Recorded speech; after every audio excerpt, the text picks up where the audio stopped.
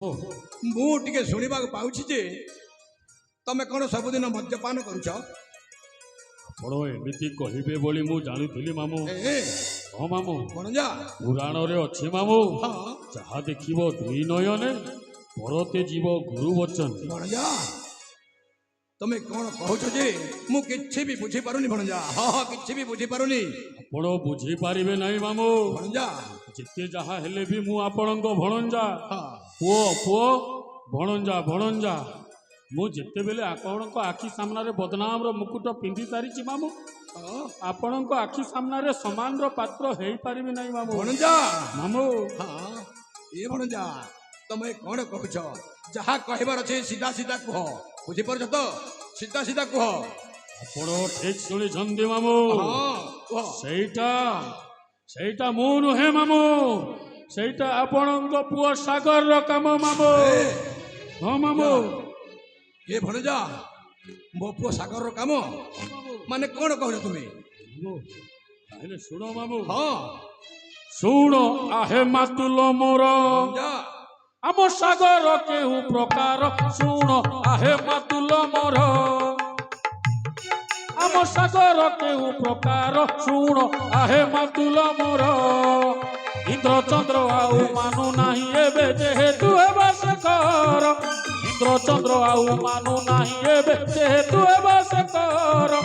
ଏତେ ଶୀଘ୍ର କିଆ ବଦଳି ଗଲାରେ, ଏତେ ଶୀଘ୍ର କିଆ ବଦଳି ଗଲାରେ ବିବାହ କଳା ସତ୍ୟର। ଶୁଣ ଆହେ ମାତୁଲ ମୋର, ଆମ ସାଗର କେଉଁ ପ୍ରକାର।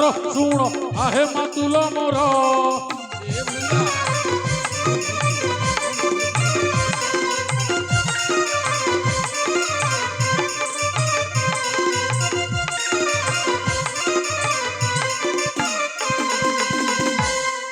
ଗର୍ଭ ଏତେ ତାର ବଢି ଯାଇଅଛି ଯେହେତୁ ହେବ ସେ ରାଜା। ଗର୍ଭ ତାର ଏବେ ବଢି ଯାଇଅଛି ଯେହେତୁ ହେବ ସେ ରାଜା। ଏତେ ଶୀଘ୍ର କିଆ ବଦଳି ଗଲାରେ, ଏତେ ଶୀଘ୍ର କିଆ ବଦଳି ଗଲାରେ ଭାଡେ ରହିତ ପାମର। ଶୁଣ ଆହେ ମାତୁଲ ମୋର, ଆମ ସାଗର କେଉଁ ପ୍ରକାର। ଶୁଣ ଆହେ ମାତୁଲ ମୋର।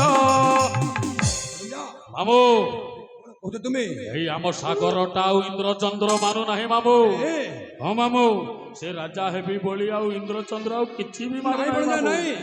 ଆପଣଙ୍କୁ ନ ପଚାରି ବାହା ହେଇଗଲା ମାମୁଁ। ସେଇ କଥାକୁ ବି ଆପଣ ସମାଧାନ କରିଦେଲେ, ହେଲେ ସେ କ'ଣ କରୁଛନ୍ତି ମାମୁଁ ଜାଣୁଛ?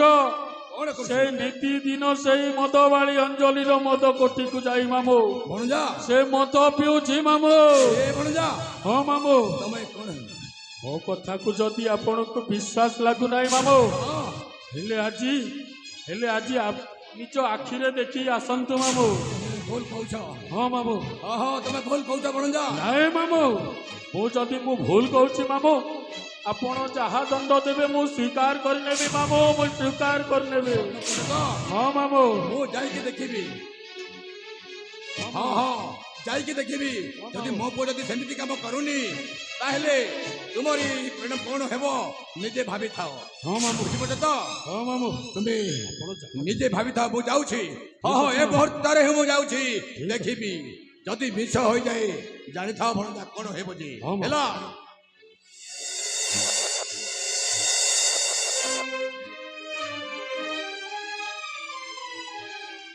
ଯାଅ ମହାମାନ୍ୟ ପୂଜସ୍ୱୀ ମାମୁଁ, ତମ କାର୍ଯ୍ୟ ଅଚିହ୍ନ ପୂର୍ଣ୍ଣ ହେଉ। ମୁଁ ଏହି ସୁଯୋଗ ଖୋଜୁଥିଲି। ଏବେ ଯାଏ ସେଇ ଅଞ୍ଜଳି ପାଖକୁ। ଜୟ ମା ପଞ୍ଚମୁଖୀ କାଳୀ।